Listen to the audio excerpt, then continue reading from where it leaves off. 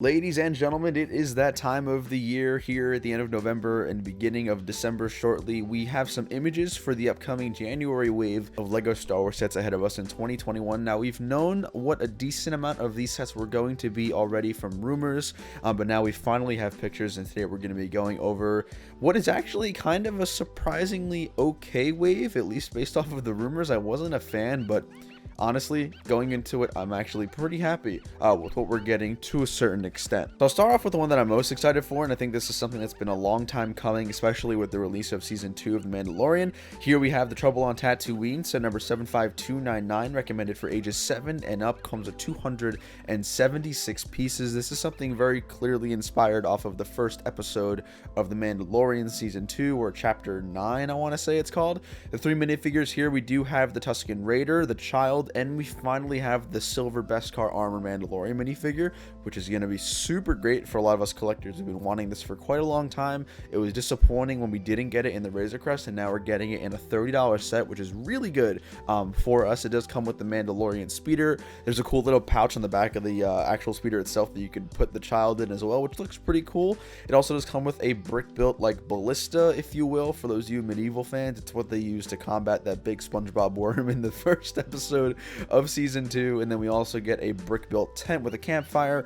Overall, actually a set that I'm really happy with. I think LEGO knows how much the fans are going to want this Beskar armor, especially the fact that it comes with a brand new helmet as well as arm printing, so we're paying a little bit of a heavier premium for an arm printed and new helmet Beskar armor for Mandalorian, but I'm honestly okay with that, and this is a great set that we're going to be getting, like I said, January 21st. Now, the next two are the microfighters, a part of the wave. Here is the 75295 Millennium Falcon microfighter. This is something I really don't care about, if I'm being entirely honest. I guess it is a nice affordable option for you to get the Han Solo minifigure if it's something you still don't have in your collection. I'm assuming this will be for $9.90. This will be retailing for $9.99, much like all the other single microfighters here. I mean, nothing really too much to say about the Falcon. Looks good. Not too sure if this was a microfighter that we entirely needed, but nonetheless, we are going to be getting it. And the other microfighter that we will be getting, I couldn't find any official set images, but we do have an image on the back of another set, a part of the wave. It's 75298. This is going to be a dual pack that comes with the Panther and the AT-AT.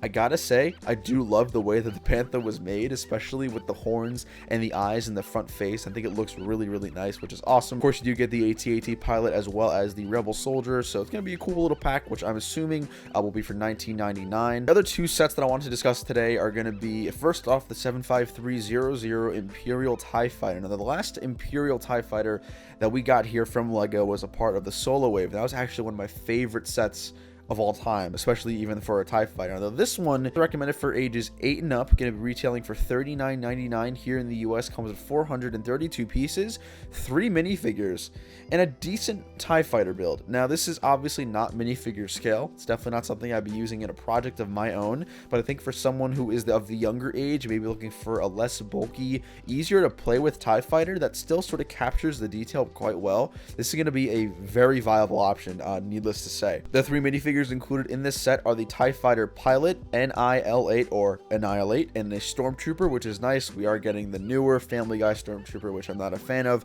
but for 40 bucks, I think this is an absolute steal. 3 really good minifigures and then a really good TIE Fighter build.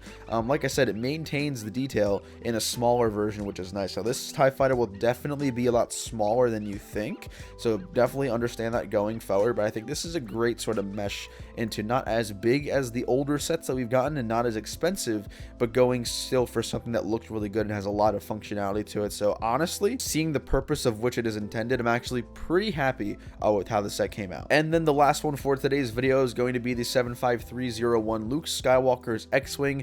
It's funny, this looks almost identical to the one that came out, and I want to say 2017 in terms of the box art. Now, there are 4 minifigures in this one: Luke Skywalker, Princess Leia. We also do get General Dodonna. He's in the films for a very brief second, but it is cool to get him as a minifigure. And of course, it would not be Red 5 without R2-D2. This is recommended for ages 9 and up, comes with 474 pieces. Again, both the TIE Fighter and the X-Wing are around similarities in terms of pieces, in terms of piece count. The X-Wing will be retailing for $49.99. Of course, it does come with an additional minifigure and is most likely going to be a little bit larger. Now, This thing actually looks kind of cool. I believe it is 3 studs shorter and actually quite a few studs shorter in width as well. So know that going forward, but I think we're still staying on that general theme of simplicity is what they're going for. And I think it's something that I applaud LEGO for actually trying to do. As an adult fan, as an adult collector who doesn't really find play value in sets that much anymore, I'm not excited. I'm not overly ecstatic about any of these sets. I am pleasantly surprised a lot more than I thought I would have been seeing these images. But thank you guys for watching today's video. Hope you all enjoyed. Let me know what you guys think down below in the comments of this January wave. I'm sure we're going to be getting more exciting news coming about that stuff in the very near future. So let me know down below, what is your favorite one if you had to pick